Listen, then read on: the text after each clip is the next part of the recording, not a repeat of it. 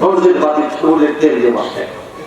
এইবার ছোট্ট ভাই মহিলার দিকে তাকিয়ে শুনছে মহিলার কথা। বড় ভাই তার মাথা ধরে ঘুরে সামনে বলছে, এই তোমার জানা নাই আল্লাহ না বলছে কুল্লিল মুমিনিনা ইয়াকুদনা মিন আবসারিহিন্না, হে পুরুষগণ তোমাদের চোখকে পরনারী থেকে নিম্নগামী করো। সুবহানাল্লাহ। তার মানে অপরিচিত বেগানা মহিলা দেখা পিছনে বলতে জায়েজ নাকি? বড় ভাইকে টান দিয়ে বলছে, খবরদার কোনো টাকা না। মেয়েটি দেখে বলে, অবলম্বী সাহাবা, তোমরা কিয়ামত পর্যন্ত যদি চেষ্টা করো এই কালেমার দাওয়াত প্রাচীরকে পার করে আফসার বাদশাকে তোমরা দিতে পারবে না। যদি দয়া করে আমার দুটি কথা শোনো, তোমাদের জন্য করে বড়ই ভালো হয়।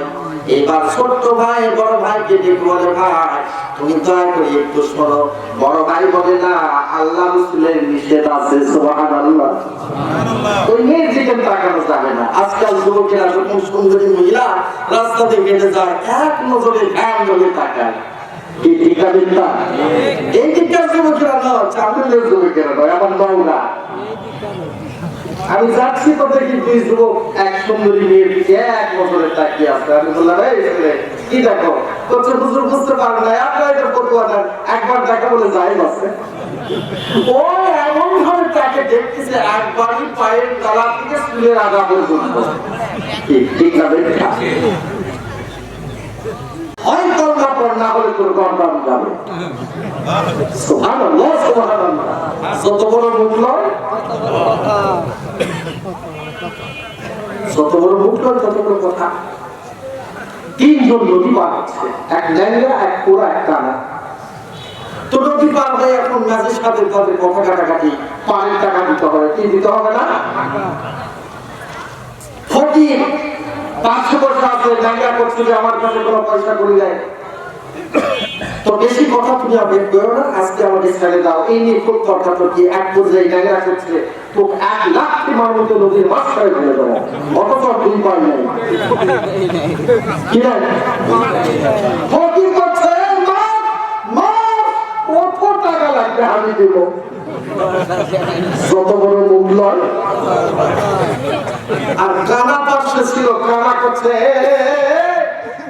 আমি কিন্তু খুব দেখে ফেলেছি, যদি একবার ধরতে ছাড়ে দেবো না। যত বড় মুখ নয়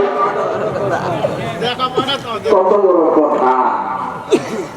ও রাব্বি আদখিলনি মুদখালা সিদকিন ওয়া আখরিজনি মুখরাজা সিদকিন ওয়াজআলনি মিন লাদুনকা সুলতানান নাসীরা।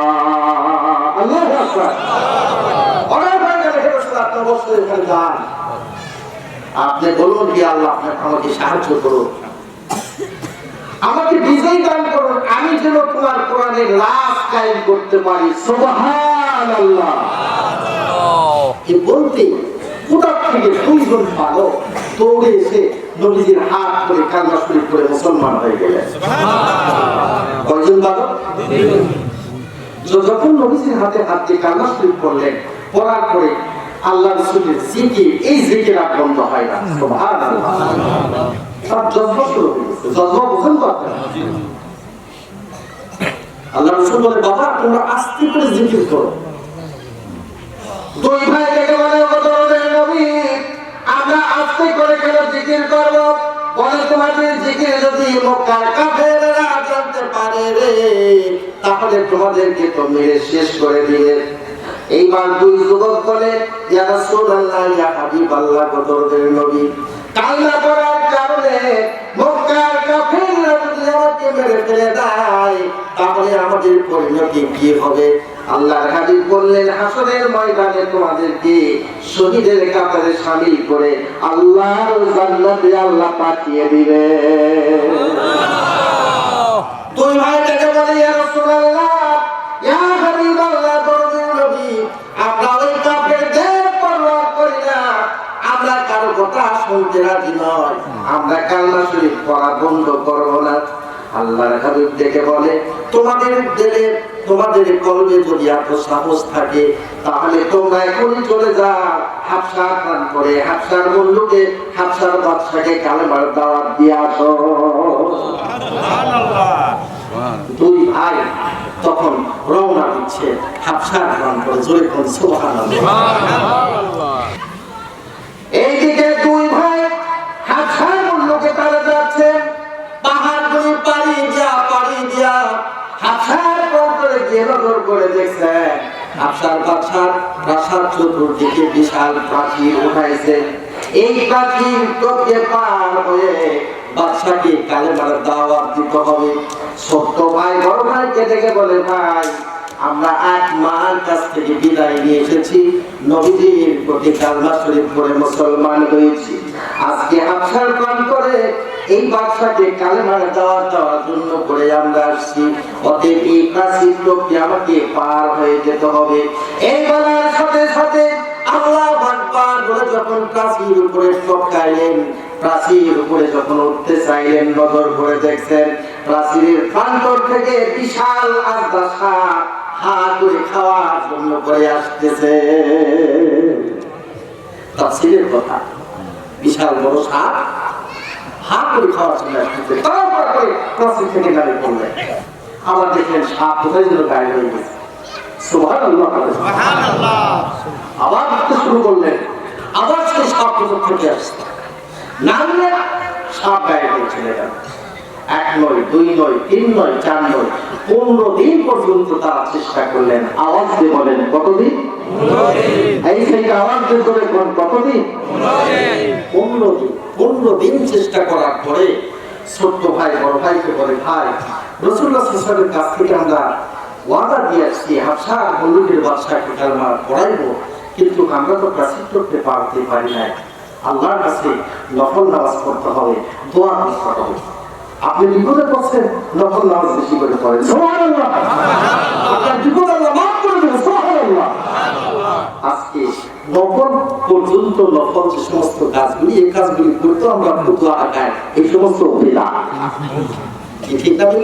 ঠিক। খবরদার যেটা রাসূলের নির্দেশ আল্লাহর নির্দেশ সেটাকে পালন করতে হবে। তো ভাই আমার বলছে না দুই ভাই তখন দাঁড়িয়ে বলছে আমরা কি করতে পারি। ছোট্ট ভাই ছিল খুব ত্যাগী, জোরে কোন কি ছিল? বড় ভাইকে ডেকে বলছে আমরা আজকে প্রাচীর টপকাই পার হব, সাপ যদি খেয়ে ফেলে আমরা সাপের পেটে চলে যাব, সাপের পেটে আমরা আল্লাহর জান্নাতে যাচ্ছি। সুবহানাল্লাহ। জোরে কোন কোথায় যাচ্ছে? আল্লাহ জান্নাতে। ওয়ালা তাকুলু লা ইউক্তালু ফি সাবিলিল্লাহি আমওয়াত বাল আহইয়া। তোমরা যদি আল্লাহর দ্বীনের দাওয়াত দিতে গিয়ে শহীদ করো, মৃত্যুবরণ করো, তোমরা প্রকৃত অর্থে মৃত্যু নয়, তোমরা জীবন্ত। এ সম্পর্কে তোমাদের কোনো উপলব্ধি নাই, ঠিক কিনা বলে? তারা নিঃসন্দেহে আল্লাহর জান্নাতে চলে যাবে। সুবহানাল্লাহ।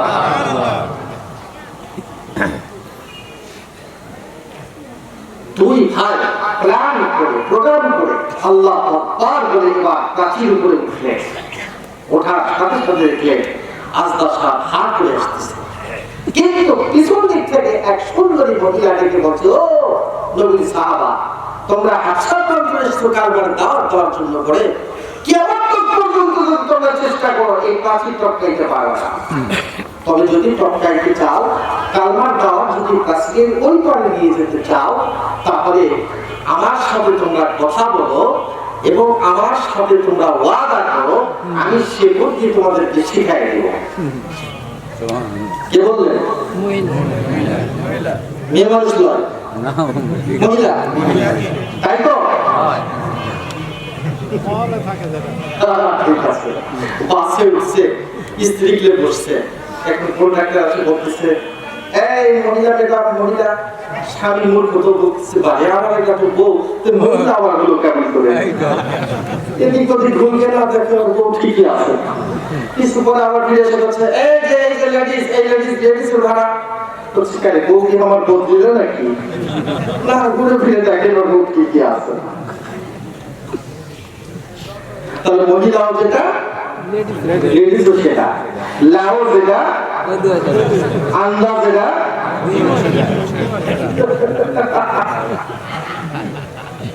রোজের বাতি চুলের তেল দিয়ে বসে। এইবার ছোট্ট ভাই মহিলার দিকে তাকিয়ে শুনছে মহিলার কথা। বড় ভাই তার মাথা ঘুরে সামনে বলছে, এই তোমার জানা নাই আল্লাহ না বলছে কুল্লিল মুমিনিনা ইয়াকুবনা মিন আবসারিহিন্না, হে পুরুষগণ তোমাদের চোখকে পরনারী থেকে নিম্নগামী করো। সুবহানাল্লাহ। তার মানে অপরিচিত বেগানা মহিলা দেখা পিছনে বলতে জায়েজ নাকি? বড় ভাইকে টান দিয়ে বলছে, খবরদার কোনো তাকাবে না। মেয়েটি দেখে বলে, অবলম্বী সাহাবাত, তোমরা কিয়ামত পর্যন্ত যদি চেষ্টা করো এই কালেমার দাওয়াত প্রাচীরকে পার করে আপনার বাচ্চাকে তোমরা দিতে পারবে না। যদি দয়া করে আমার দুটি কথা শোনো, তোমাদের জন্য করে বড়ই ভালো হয়। এবার ছোট্ট ভাই বড় ভাইকে ডেকে বলে, ভাই তুমি দয়া করে একটু শোনো। বড় ভাই বলে, না, আল্লাহ রাসূলের নিষেধ আছে। সুবহানাল্লাহ। ওই মেয়ের দিকে তাকানো যাবে না। আজকাল যুবকেরা যখন সুন্দরী মহিলা রাস্তা দিয়ে হেঁটে যায়, এক নজরে ধ্যান ধরে তাকায়। কি ঠিক আছে না? এই দিককার যুবকেরা নয়, চাঁদের যুবকেরা নয়, আমার নওরা। আমি যাচ্ছি তো দেখি দুই যুবক এক সুন্দরী মেয়ের দিকে এক নজরে তাকিয়ে আছে। আমি বললাম, এই ছেলে কি দেখো? বলছে, হুজুর বুঝতে পারবেন না, আপনার এটা ফতোয়া দেন, একবার দেখা বলে জায়েজ আছে। ও এমন ভাবে তাকে দেখতেছে, একবারই পায়ের তলা থেকে চুলের আগা পর্যন্ত। ঠিক না? দেখা মেয়েটি দেখে বলে, নবী সাহাবাত, এই প্রাচীর কুফরি কালাম করে বেষ্টিত করা আছে। এই কুফরি কালাম যদি নষ্ট করতে চাও তাহলে আমাকে কথা দিতে হবে। তোমার ছোট্ট হোক অথবা বড় হোক, যেই ভাই হোক না কেন, আমাকে যদি বিবাহ শাদী করে আমি তোমাকে সব গোপন ভেদে কথা বলে দিব। বড় ভাই ছোট ভাই কিছু হলো? আমি কালমার দাওয়াত দিতে আপনার হাতে বিয়ার পাকে পড়ে গেল, বুঝলে কি? ঠিক না? ছোট ভাই কিছু ভাই কি করলে করো, অসুবিধা কি? তাও যদি কালমার দাওয়াত আমরা প্রাচীর করতে পার করে দিতে পারি। সুবহানাল্লাহ। মেয়েটি ডাক দেখে বলে, নবী সাহাবাত, এই কুফরি কালাম নষ্ট হলে যে সুখী নারী স্ত্রী জীবনের প্রথম হায়েজ হয়েছে, তার হায়েজের রক্ত লাগবে। সাদা দুটি কবিতর জবাই করে এই কবিতরের রক্তের সঙ্গে মিশ্রিত করতে হবে। এরপরে নফল নামাজ পড়ার পরে এই প্রাচীরের উপরে যদি নিক্ষেপ করা হয়, প্রাচীরের কুফরি কালাম নষ্ট হয়ে যাবে। আওয়াজ দিয়ে বলেন সুবহানাল্লাহ। দুহাত তুলে বলেন মারহাবা। আল্লাহু আকবার, আল্লাহু আকবার। আমার ভাই, আমার বন্ধুগণ, ছোট্ট ভাই বড় ভাইকে দেখে বড় ভাই, তুমি যদি বিয়ে করতে রাজি হও তাহলে তো আমাদেরকে শিখাই দিবে। কি মনে আছে? আপনাদের মনে পড়ে গেছে? বড় ভাই বলে, খবরদার, আল্লাহর নবীর কাছ থেকে আমরা দিনের দাওয়াত নিয়ে আসছি, বিয়ে করার জন্য করে নয়। ছোট ভাই বড় ভাইকে দেখে বলে, তুমি দয়া করে রাজি হয়ে যাও। আল্লাহ দিনের দাওয়াত বাদশার কাছে পৌঁছায় দিবে, এদিকে বিয়েরও কাজ হয়ে যাবে। সুবহানাল্লাহ।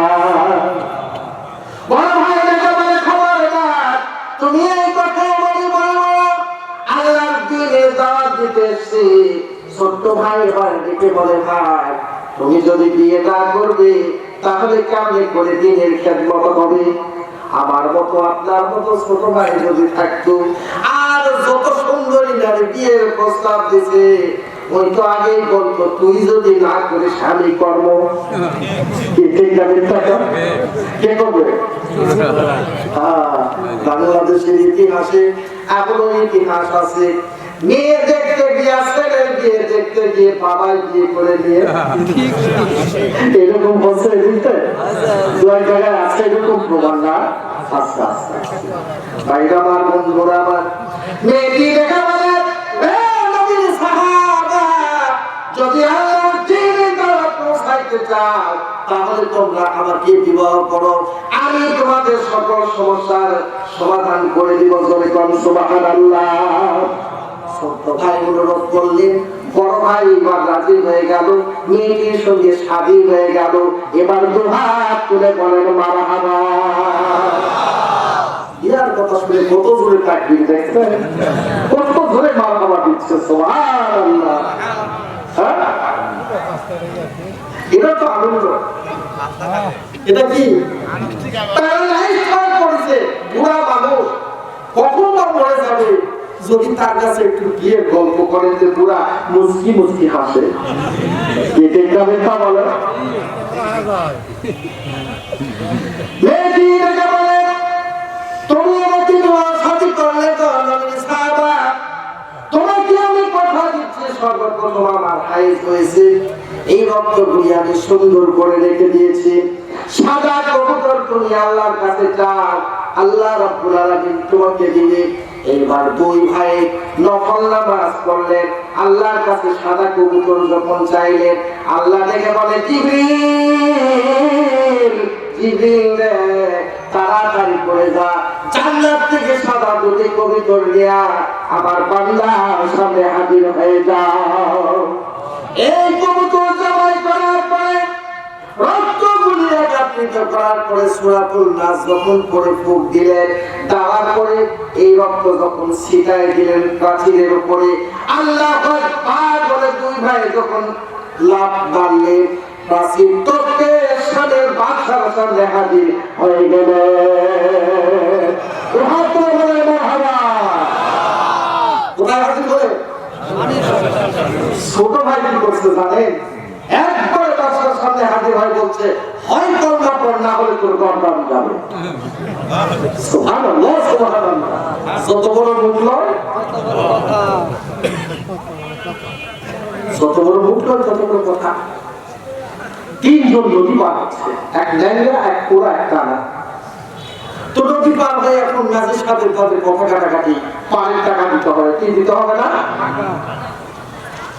ফকির 500 পয়সা আছে, ল্যাংড়া করছে যে আমার কাছে কোনো পয়সা করি নাই, তো বেশি কথা তুমি আর বের করো না, আজকে আমাকে ছেড়ে দাও। এই নিয়ে খুব তর্কাতর্কি, এক পর্যায়ে ল্যাংড়া করছে তো 1 লাখ মানুষ নদীর মাঝখানে ফেলে দেবো, অথচ দুই পায় নাই। কি না ফকির করছে, কত টাকা লাগবে আমি দেবো। যত বড় মুখ নয়। আর কানা পাশে ছিল, কানা করছে আমি কিন্তু খুব দেখে ফেলছি, যদি একবার ধরতে পারে দেবো। যত বড় মুখ নয় তত বড় কথা। ছোট্ট ভাই বাদশার সামনে হাজির হয়ে বলছে, তুমি যদি কালমা পড়ো ভালো, না হলে তোমার গর্দান যাবে। বাদশা বলছে কে তোমরা? বলে বিশ্ব নবীর সাহাবা, আমরা আল্লাহর দ্বীনের দাওয়াতে আশ্রয় এসেছি, আপনি কালমা শরীফ পড়েন। বেটি পাশে থেকে চাপা পড়ো না কেন, পড়ো, কালমা পড়ো। বাদশা বলতেছে কি ব্যাপার, তুমি আমাকে কালমা পড়তে তো, তুমি কি জানতে পারছ নাকি? বলে আমি আধা মুসলমান হয়ে গেছি। আওয়াজ দিয়ে বলেন সুবহানাল্লাহ, আল্লাহুম্মা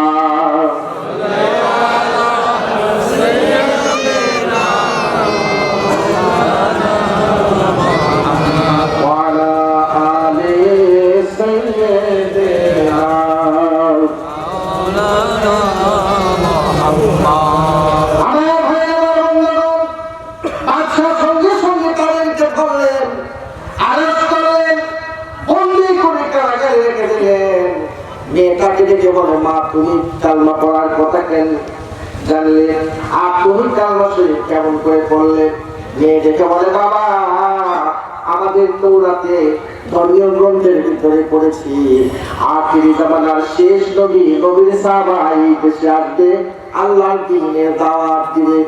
আমি আসার খবর পেয়ে মহান আল্লাহ পাকের কাছে দোয়া করেছি, আল্লাহ তোমার সাহাবা নবীর সাহাবা যেদিন এই দেশে আসবে, ওই সাহাবার সঙ্গে যেন আমার বিবাহ শাদী হয়।